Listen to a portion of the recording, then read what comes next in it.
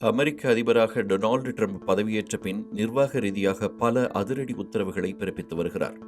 குறிப்பாக அமெரிக்காவில் நிரந்தர குடியுரிமை இல்லாதவர்களுக்கு பிறக்கும் குழந்தைகளுக்கு குடியுரிமை வழங்கும் 14வது திருத்தத்தில் ட்ரம்ப் மாற்றங்கள் கொண்டு வந்தது பெரும் அதிர்வலைகளை ஏற்படுத்தியது.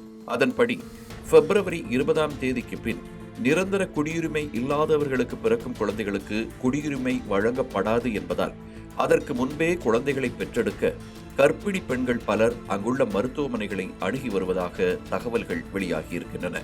H-1B விசா மூலம் அமெரிக்காவில் பணியாற்றி வரும் இந்திய பெண்கள், அதிலும் குறிப்பாக மகப்பேறு காலத்தின் 8வது மற்றும் 9வது மாதத்தில் உள்ளவர்கள் தங்கள் அறுவை சிகிச்சைகளை பிப்ரவரி 20ஆம் தேதிக்கு முன் நடத்துமாறு கோரிக்கைகள் முன்வைத்துள்ளதாக மருத்துவமனைகள் தரப்பில் தெரிவிக்கப்பட்டுள்ளது. தாய், சேய் ஆகிய இருவருக்கும் வரப்போகும் ஆபத்தை உணராமல் இந்திய பெற்றோர்கள் பலர் மகப்பேறுக்கு முந்தைய கால அறுவை சிகிச்சையை மேற்கொள்ள அவசரப்படுத்துவதாகவும் அமெரிக்க மருத்துவர்கள் அச்சம் தெரிவித்துள்ளனர்.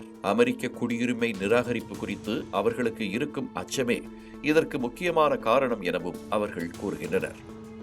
அறுவை சிகிச்சை கோரிக்கைகளுடன் மருத்துவமனைகளை அணுகும் தம்பதிகளிடம் குறைப்பிரசவத்தால் ஏற்படும் ஆபத்துகள் குறித்து எடுத்துரைத்து அவர்களுக்கு அறிவுரைகள் வழங்கி வருவதாக கூறும் மருத்துவர்கள், ஒரு சிலர் தங்கள் அறிவுரைகளை புரிந்து கொள்ளும் மனநிலையில் கூட இருப்பதில்லை என்று வேதனை தெரிவித்திருக்கின்றனர்.